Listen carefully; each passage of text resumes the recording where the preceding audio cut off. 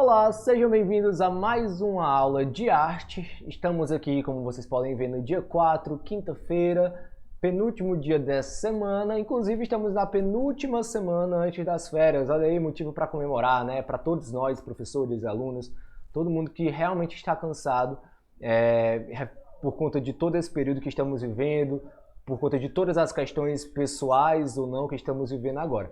E é antes de começar a aula que eu queria falar um pouco sobre isso, né? Você já deve estar pensando, vem aquele momento chato pra caramba do professor. Mas calma, realmente vem esse momento chato, mas na verdade, mais do que uma reflexão, é mais até um aviso, sabe?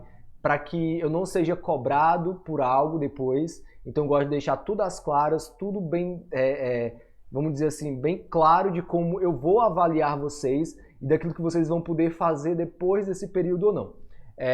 Então, eu até iria chamar esse momento de reflexão nossa de cada dia. Foi uma ideia brincando, né, que a Juliana deu, mas não vou chamar assim porque não é bem uma reflexão, é mais um aviso. Mas vamos lá. Eu vi, né, só tá contando aqui o tempo, eu vi que alguns de vocês, não muito poucos na verdade, mas pelo menos os que eu tenho contato, andaram postando, né, ou comentando a questão daquele post que viralizou no Instagram de uma aluna, se eu não me engano, não lembro agora o nome da aluna, mas viralizou no Instagram. E naquele post, eu concordo com muitas coisas do que fala ali, realmente concordo com a questão do cansaço, da pressão que é imposta, de uma série de questões, né? Concordo até de que quando vocês, naquele post, porque quem compartilha aquele post está concordando com tudo que ele diz, né? Então é o mesmo que está dizendo a mesma coisa.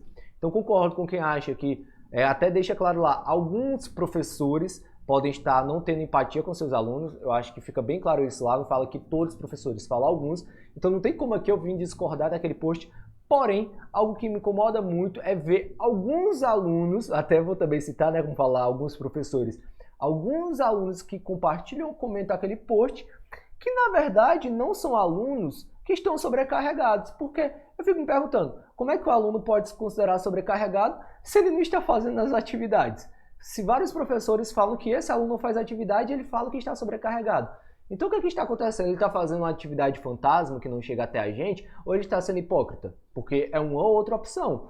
Você não pode se sentir cansado, você não pode se sentir sobrecarregado se você não está se sobrecarregando realmente. Eu com certeza, depois desse período, na volta em agosto, se é que a gente vai voltar às aulas presenciais em agosto, ou se vai continuar assim, tudo isso ainda é um mistério para todo mundo, porque a situação da pandemia no Brasil parece só estar piorando e não melhorando. Mas enfim, quando a gente tiver um tempo para conversar melhor, até presencialmente, sobre essas notas, que a gente já vai fechar agora no final desse mês, quando a gente tiver um tempo para falar sobre elas, eu vou concordar se alguns alunos que realmente estão fazendo as minhas atividades, que e estão cumprindo com todas elas, se uma atividade ou outra tirou uma nota um pouco mais baixa e quiser vir falar comigo, falar, professor, eu estava sobrecarregado, eu estava cansado, era muita coisa para fazer, por isso eu não consegui dar o meu melhor. Ok, eu vou entender. Mas aquele aluno que primeiro fez mal feito desde o início até agora, a questão não é porque estava sobrecarregado, porque não tem como estar sobrecarregado desde a primeira semana de abril, ok? É porque simplesmente desde a primeira semana estava fazendo de qualquer jeito. Então com esse aluno não tem discussão. A nota é essa, ponto e acabou. Para aqueles alunos que nem estão fazendo as atividades, pior ainda. Então ainda mais não tem discussão nenhuma. Então provavelmente esse recado que eu estou dando nem sirva para quem está me assistindo, porque geralmente os alunos que não fazem atividade nem assistem o vídeo. Mas de qualquer maneira, se você que está assistindo sabe que isso pode servir para algum colega seu, não obrigatoriamente mande esse trecho do vídeo, mas fale para ele o que eu estou dizendo aqui. Com esses alunos, não vai ter escapatória. Se esse aluno terminar esse bimestre com nota 4 ou 5, ou se terminar sem nota, é dessa forma que vai ficar no boletim, ok? A gente ainda pode fazer um trabalho depois para colocar pelo menos lá um 3, um 4, ter pelo menos uma nota mínima, mas mais do que isso, esse aluno não pode cobrar. E ele não pode vir dizer depois, professor, mas eu estava sobrecarregado, mas tudo estava difícil. Você tem que ter empatia comigo. Peraí, como é que eu vou ter empatia se você nem se colocou no seu lugar como aluno? E outra coisa, se você não se preocupa com a sua própria, vamos dizer assim, com a própria educação, se você não se preocupa em fazer as atividades, se você não se preocupa com o que a escola vai pensar de você, como é que você vai se preocupar depois com a sua nota, com a nossa avaliação? Se você não se preocupa com a escola, logicamente você também não tem que se preocupar com a sua avaliação. Você tem que se preocupar com a avaliação daquilo que você dá prioridade. Então, se nesse momento você está dando prioridade, não sei, à sua família, que é o argumento de alguns, e eu duvido um pouco em relação a isso, mas se você está dando prioridade à sua família ou qualquer outra coisa, espere uma avaliação positiva deles. Se você não está valorizando a educação, a escola e os seus estudos, não espere uma avaliação positiva dos seus estudos e da escola e dos seus professores, ok? Vamos ser coerentes, por favor. Então, esse é o meu recadinho aqui, que durou 5 minutinhos, mas é isso. Só para deixar claro, tá? Às vezes eu sou muito enfático naquilo que eu digo, mas não é chateação, não é nada. Eu só não quero ser cobrado depois de algo que não deveria ser cobrado. Então, por exemplo, todos os alunos que estão me assistindo e que já deixaram de fazer uma outra atividade sabem que eu fui lá avisar que não fez, sabem que depois eu dei outras oportunidades, que eu dei outras chances, que eu dialoguei, que eu dei uma oportunidade para melhorar. Mas para quem não quis ser ajudado e para quem não deu exemplo em nenhum momento, não pode cobrar depois outra coisa, tá? Os outros sim. Aqueles que começaram meio mal e depois melhoraram, esse sim a gente pode conversar para melhorar ainda mais a sua nota. Mas para os outros não tem conversa, ok? Que fique claro isso. Não tem outra maneira de remediar a tua situação. Agora vamos para a nossa aula, que hoje vai ser uma aula bem tradicional, naquele sentido em que apenas eu vou falar sobre um determinado conteúdo, explicar um pouco a história dele, falar um pouco sobre alguns exemplos importantes na história desse tipo de arte que a gente vai abordar aqui, tá bom? A atividade eu vou explicar ao final como eu sempre faço, mas basicamente vai ser o resumo como eu sempre peço. E não sei se vai ter outra coisa, vocês vão entender o porquê, tá bom? Geralmente eu dou uma opção de uma atividade artística mesmo, né, de produção, mas vocês vão entender que talvez fique difícil fazer isso nessa aula. Mas vamos lá para a aula, que antes da aula, né, acabei me confundindo aqui, antes da aula a gente tem que falar um pouco sobre, ajeitar aqui, a gente tem que falar um pouco sobre o momento socioemocional, mas aqui, gente, tem apenas uma ideia, né, que como diz aqui, né, o mundo é seu, transforme-o. E é apenas uma ideia de vocês pensarem em ideias para melhorar a sociedade em que você vive, para melhorar, por exemplo, a comunidade de jockey em que você vive. E aqui dá a ideia do seguinte: se você fosse convidado para representar sua comunidade em um concurso de jornal local, imagine aí.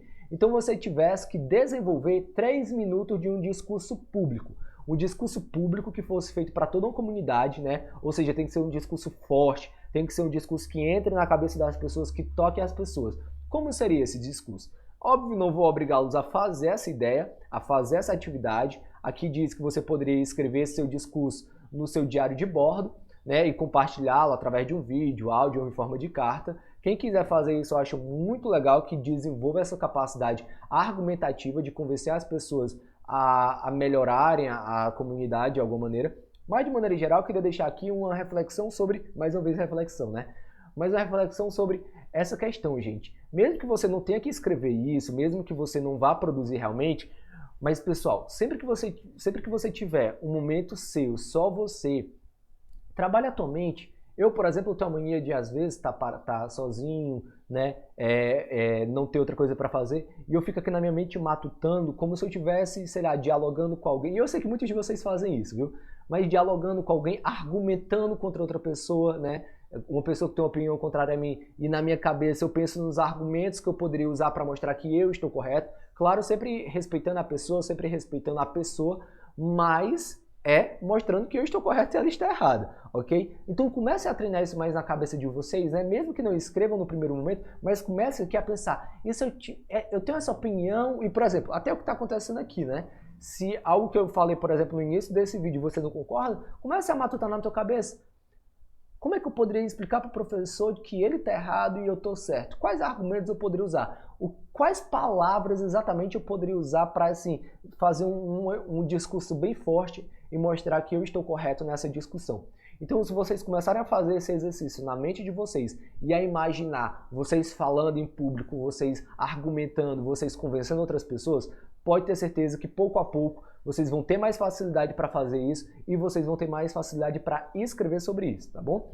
Então, agora realmente chegando na nossa aula, temos aqui, né, o momento, quem canta seus males espanta, tá bom? Teve até um momento socioemocional, eu acho que foi ontem, né, quarta-feira, sobre isso, mas isso aqui, quem canta seus males espanta. E óbvio, gente, de que tipo de arte a gente vai falar?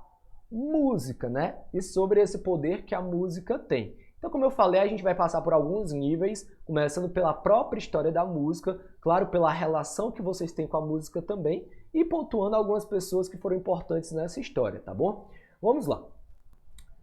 Primeira coisa a gente a se pensar, até para colocar essa arte dentro daquilo que a gente está vivendo agora, tá bom? Dentro da nossa experiência real, a gente tem que pensar que nesse momento de distanciamento social, vocês estão fazendo várias coisas para manter a mente e o coração tranquilos de vocês, né? Eu acho que cada pessoa procura uma maneira de se deixar mais tranquilo e de se deixar mais confortável, mesmo no momento que às vezes provoca ansiedade, provoca depressão, provoca, se não depressão, pelo menos tristeza em algum aspecto. Então é natural que você se apegue a alguma coisa. A leitura de livros literários, ou muitas vezes até as próprias aulas que os professores postam, porque nesse momento de aula você pelo menos deixa a tua cabeça, né, ela fluir um pouco mais e você pensar em outras coisas e não exatamente nos seus problemas. E uma outra maneira de escapar dos seus problemas num momento como esse é a música, ok? Então eu queria primeiro mostrar aqui para vocês rapidinho um vídeo, né, que é Cantar para Resistir. É esse o tema desse momento, que é o seguinte, ó. A pandemia trouxe tristes realidades para alguns países. A Itália, por exemplo, que foi um país que sofreu muito, principalmente já em fevereiro, teve que fazer quarentena já em fevereiro, teve um alto índice de mortes, principalmente entre idosos. Então imaginem quantas pessoas perderam seu pai, sua mãe, seus avós para essa pandemia, não é? E uma maneira que eles encontraram de combater essa tristeza, né, de combater essa solidão que a pandemia muitas vezes traz, foi indo para as varandas, né, e cantando, ou então ouvindo seus vizinhos cantando nas varandas para eles, ok? Então foi uma maneira assim de compartilhar a música com as outras pessoas, nem que fosse por esse distanciamento, mas nesse compartilhar de música as pessoas se sentiam melhores. Então vou colocar aqui para vocês um trecho desse vídeo. Se por acaso estiver alto para vocês, dê uma baixada no volume, tá? Mas é apenas para garantir que todo mundo vai conseguir ouvir. Porque se eu colocar muito baixo aqui, alguns não vão conseguir ouvir. Então é melhor que esteja alto, tá? Então mais uma vez, se estiver alto, baixa seu volume aí.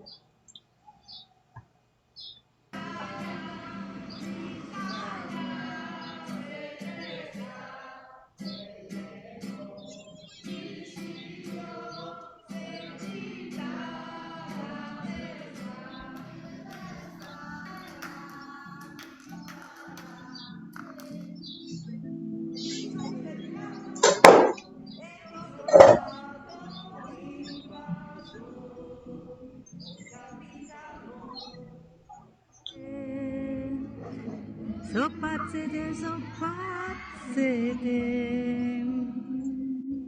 sararenne te faccio vicino.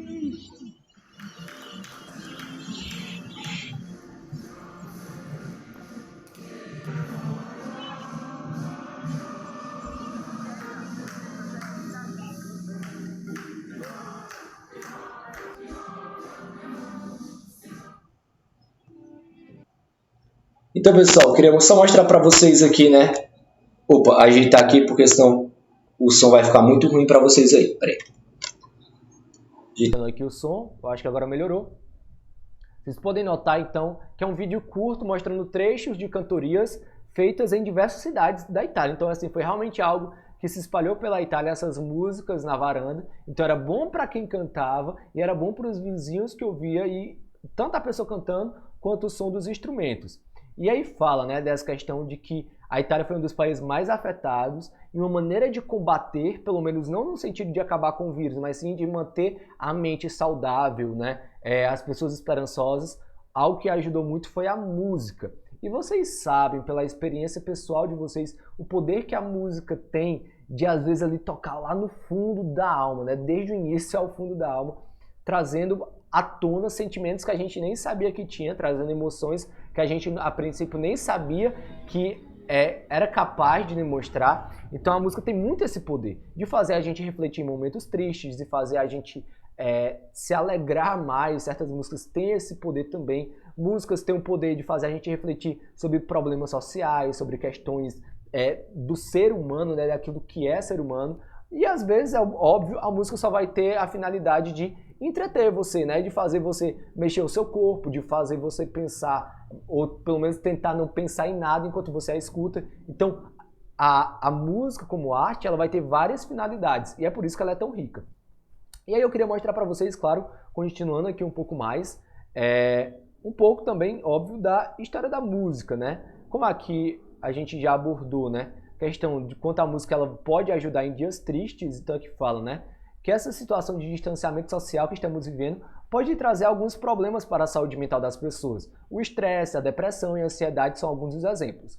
Nesses momentos, a música é uma grande aliada, ok? Uma amostra disso são as inúmeras apresentações musicais em forma de lives, que é outro ponto, né, que tem acontecido no Brasil inteiro. A gente tem aí já, desde maio, uma agenda semanal de lives dos grandes artistas, que tem o intuito de levar um pouco de alegria e arte até onde as pessoas estão. É claro que os grandes artistas também têm o intuito de ganhar uma graninha, que eles realmente estão ganhando um bom dinheiro com patrocínio durante essa época. Mas não deixa de ter também o intuito de alegrar as pessoas e de entreter as pessoas, né? Fazer as pessoas ficarem com a mente um pouco menos preocupadas enquanto essas lives acontecem, tá?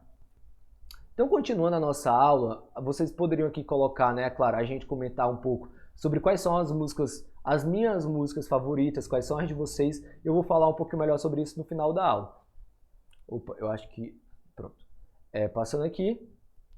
E como eu falei, a gente tem que abordar um pouco da história. Então, como foi que tudo isso começou, né? É impossível definir quando foi que a música, quando foi que essa arte surgiu na humanidade. Sabe-se que ela já existia na pré-história, né? Os seres humanos que haviam naquela época já usavam algo parecido com a música para rituais, para momentos sagrados, para momentos espirituais. Mas ela realmente foi ganhar um teor mais sofisticado, né? Ela realmente foi ganhar mais um pensamento crítico, ou seja, as pessoas foram realmente começar a pensar em como fazer música da melhor forma possível, em como compor músicas de maneira que toque realmente a alma das pessoas na Grécia, ok? Em que a música, como linguagem, as pessoas entenderam que ela consiste numa combinação entre altura e ritmo, ok? Ou seja, aí, numa questão aí também de tonalidades, né? Tanto o tom da voz de quem canta, como o tom dos instrumentos. E o filósofo e matemático Pitágoras ajudou muito a fazer as pessoas compreenderem como a música pode funcionar. Porque ele misturou matemática e música, né? Entendendo que existe uma proporção escalar e fracionária. Eu particularmente entendo muito pouco sobre isso. Quem por acaso aqui já teve aulas de música vai entender essa questão, né, das notas e tudo. É tanto que existe aí o chamado semitons, e aí por isso tem a ideia de fração, né, entre os tons. Eu fiz aula de música, mas foi durante muito pouco tempo. Em relação a ser música, eu sou um fracasso. Mas quem já fez aula de música entende melhor essa questão da ideia de fração, né, daquilo que são os tons, semitons e tudo mais, tá bom? E com certeza muito mais coisa as quais eu não tenho um conhecimento. E é por isso que seria legal que a gente conversasse um pouco mais sobre isso, para que vocês também me ensinassem mais sobre, tá? Mas mais uma vez eu vou falar um pouco melhor sobre isso no final da aula. E aí aqui vai falando, é óbvio, como todo tipo de arte, como todo tipo de cultura, como tudo na vida, a música foi se transformando conforme a humanidade foi evoluindo. Então, em meio às produções religiosas e populares, surge a ópera, né? A ópera, que talvez até hoje seja o mais alto grau de música considerado, principalmente pelas pessoas de classes altas, né? Pelos ricos. Eles consideram a ópera, essa combinação de instrumentos e sons, como talvez o tipo mais perfeito de música. E é claro que com os avanços tecnológicos, ó, tá bem aqui em cima, lá no século XIX, a música entra numa fase mercadológica, principalmente por causa do rádio. Quando o rádio surgiu, surgiu o rádio. Então você pode fazer uma programação de 24 horas, todos os dias ali falando com o teu público pelo rádio. As pessoas não queriam só ouvir o locutor falando com elas durante 24 horas. Música seria algo muito legal para se colocar ali nos intervalos.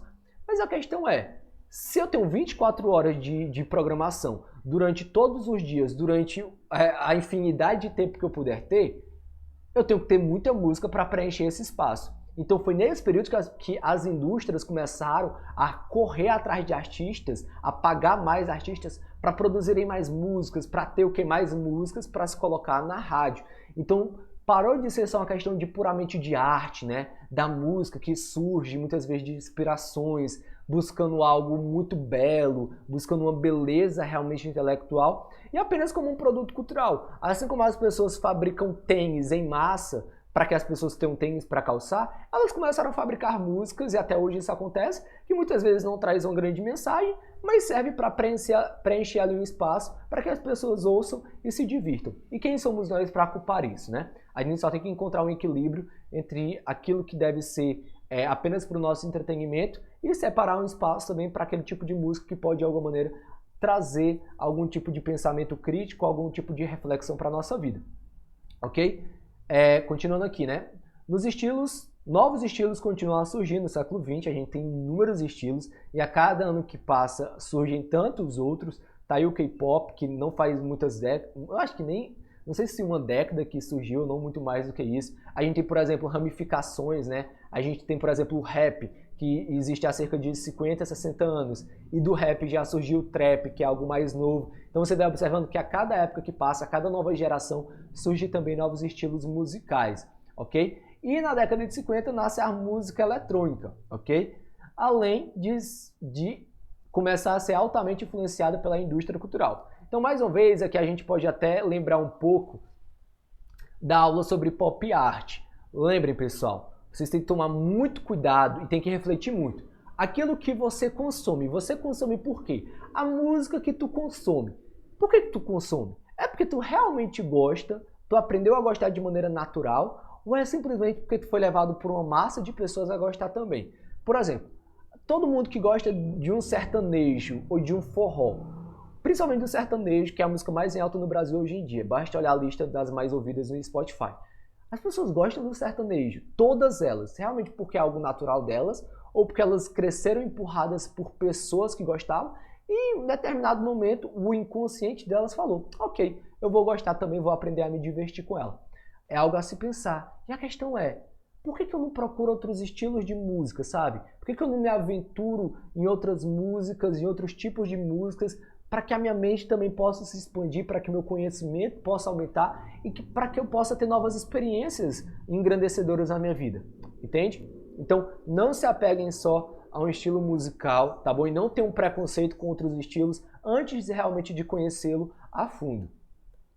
E aí, gente, eu queria mostrar aqui para vocês, realmente, quase encerrando a aula, um estilo musical não, uma apresentação assim, fantástica, linda. Eu tenho 5 minutos, por mim eu mostraria os 5 minutos, mas eu não vou fazer isso porque eu sempre coloco ali 1, 2 ou no máximo 3 minutos do vídeo. E eu vou explicar para vocês o que seria isso, né? Porque primeiro, um músico que não escutava. Então a gente tem aqui, por exemplo, grandes músicas e grandes nomes, né, que encantaram a humanidade durante um tempo. Um deles, gente, foi aqui, como eu falei, como aqui temos o Beethoven, que foi um grande músico para a época dele e até hoje, óbvio, ele é considerado um dos maiores músicos que já existiam na Terra. E ele compôs uma música chamada Ode à Alegria, ou seja, o que é ode? É uma exaltação à alegria. E que é apenas um dos trechos que compõe a grande sinfonia dele, que é a Nona Sinfonia, ok? Que é uma série de músicas que formam uma só. E no meio delas tem essa Ode à Alegria, tá bom? Lembrando que Beethoven, ele deixou de escutar, ele deixou de ouvir, né? Ou pelo menos começou a ter dificuldade aos 26 anos. E mesmo tendo dificuldade em ouvir, né? Tendo problemas de audição, ele continuou a compor. Então imagine o talento de alguém que mesmo sem ouvir, continuou a compor músicas belíssimas, né? É algo quase sobrenatural. Então eu quero mostrar aqui pra vocês, já vou me colocar aqui do lado para me preparar para mostrar, tá bom? Gente, eu não sei se cortou aqui, deu um problema aqui no vídeo agora, então pode ser que tenha cortado um trecho aqui que eu falei. Se cortou, eu vou explicar aqui. Se não cortou, pode ser que eu repita a mesma explicação, mas vou tentar ser mais rápido. Então me perdoem se aconteceu esse erro, tá? Foi um erro no programinha aqui. Mas enfim, aqui tem um exemplo de um dos grandes compositores da época dele para toda a humanidade, que é o Beethoven, ok? Que ele compunha, né? Ele fazia composições voltadas realmente à música clássica, então não era qualquer tipo de música, ou seja, a música clássica ela envolve vários instrumentos, e uma das composições dele mais conhecida é a Nona Sinfonia, que é uma série de canções que juntam e formam uma só. E aí no meio da Nona Sinfonia tem a Ode à Alegria, tá? Ou seja, é uma exaltação à alegria. Deixando claro que o Beethoven, ele começou a perder a audição aos 26 anos de idade, ou seja, mesmo perdendo a audição, mesmo tendo perdido a capacidade de ouvir bem, ele continuou a compor. Então imagine o talento de alguém que consegue fazer isso, apesar de todas as dificuldades, tá bom? Então vamos realmente agora assistir esse vídeo, vou me colocar aqui do lado para que vocês acompanhem.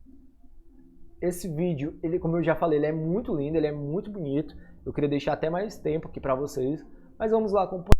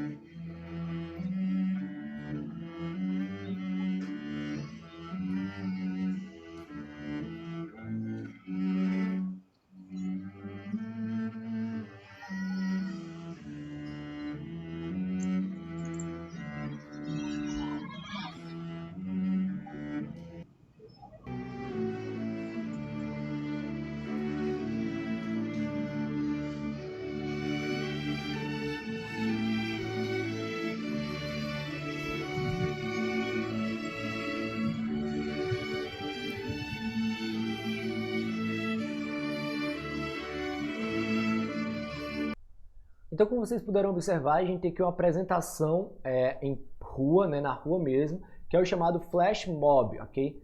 Palavras que vêm do inglês, um termo que vem do inglês, significa uma apresentação para multidão rápida. Então, o flash mob funciona como? Como quando não há nenhuma divulgação, artistas, músicos vêm a público numa praça pública, num local muito movimentado, em que as pessoas não esperam aquela apresentação, e eles começam a se apresentar. E geralmente o flash mob tem esse tipo de estrutura. Começa um a tocar, depois vem o outro, e aí sai um de um lugar, outro de outro, às vezes um do meio da multidão, e ele sai, e no final todos, né, fazem parte de todo esse grupo que coloca para todo mundo ouvir essas músicas. E a gente tem aqui, né, uma apresentação pública muito linda de uma música clássica que vai procurando cada vez tons mais altos, né? E por isso a gente poderia pensar no nome Ode de Alegria, né? Que é sempre buscando algo mais alto, almejando algo maior. Vocês observam que os tons vão subindo, até o próprio ritmo e o volume da música vai aumentando, vai crescendo. Então é essa busca por lugares mais altos também. É uma música extremamente linda, não importa se você não é acostumado a ouvir música clássica, mas eu acredito que nós como seres humanos conseguimos notar em músicas como essa algo diferenciado, sabe? Algo que se você parar e ouvir com calma, você vai notar que te toca de uma maneira diferente que outras músicas podem fazer. Se você ainda não sente isso, eu aconselho que você escute mais de vez em quando, veja apresentações como essa em ruas, né? Procure no YouTube para se conectar um pouco mais com esse tipo de música, tá bom? Então temos essa apresentação de flash mob incrível, né? E é claro, é apenas um dos milhares de tipos de arte, de tipos de música que nós temos. E basicamente, pessoal, a nossa aula, então, ela foi basicamente, vamos dizer assim, isso, tá bom? Mas aí calma, que aí tem a questão da atividade agora. Como eu falei, geralmente eu proponho uma atividade mais básica, para quem não tem uma veia muito artística, então é para fazer um resumo ali, tem uma outra questão, e eu proponho outra opção, que é uma atividade artística mesmo, geralmente ligada a desenho, a uma produção de alguma obra original de vocês. Hoje, como se trata de música, fica muito complicado eu pedir para que vocês façam música, porque é um tipo de arte muito mais complicado. Também é muito difícil eu pedir que vocês gravem um vídeo tocando um instrumento, ou que vocês cantem. Eu conheço alunos do 8º ano que têm essas capacidades, ou de tocar, ou de cantar, ou até de compor, mas são realmente muito poucos. Então seria errado, seria exclusivo, né? Seria enfim, de maneira geral não seria apropriado que eu pedisse essa atividade. Então, de maneira geral, hoje, a atividade basicamente é realmente fazer o resumo. Todo mundo vai ter que fazer o resumo, tá bom? E é só realmente o resumo da aula, mas aí, claro, como é apenas o resumo, eu vou ser muito mais criterioso, eu vou olhar com muito mais calma, ver se você realmente assistiu do início ao fim, se você soube tirar ali explicações que eu realmente coloquei, tá bom? Porque às vezes tem aluno que vai só nos slides e copia só o que está no slide sem assistir a minha aula, mas eu vou verificar se você realmente acompanhou a minha aula. Inclusive, se você colocar essa minha explicação no final, ajuda também, assim como todas as outras, ajuda a mostrar que você realmente acompanhou do início ao fim. E eu tinha uma segunda opção de atividade que eu não vou colocar, porque senão alguns alunos vão querer, mas vão fazer de qualquer maneira. Que era simplesmente, até entrando nessa questão mesmo, da gente se comunicar melhor, se comunicar mais e falar sobre as músicas que nos tocam, até porque a música que eu escuto, pode ser que você não escute, mas que você gostaria de escutar se eu ouvisse a primeira vez. A minha ideia seria que a gente fizesse, por exemplo, uma videochamada, né? Seja pelo WhatsApp, tem um outro aplicativo muito rápido de baixar e muito bom, que é o Jitsi. Mas eu imagino que se eu propor isso como atividade obrigatória, como uma segunda opção, alguns alunos vão pensar assim, pô, eu vou fazer essa chamada com o professor, né? Eu teria um horário definido para todo mundo que quisesse participar juntos, né? Todos nós. E alguns alunos poderiam participar só porque poderiam achar mais fácil fazer isso do que o resumo. E aí nessa videochamada não falar nada, é só ficar ali ouvindo e dizer que participou. Então não vou colocar isso como algo obrigatório. Realmente a única opção é fazer a atividade do link que está no grupo já para vocês, tá bom? É fazer essa atividade, é fazer esse resumo, valendo de 0 a 10.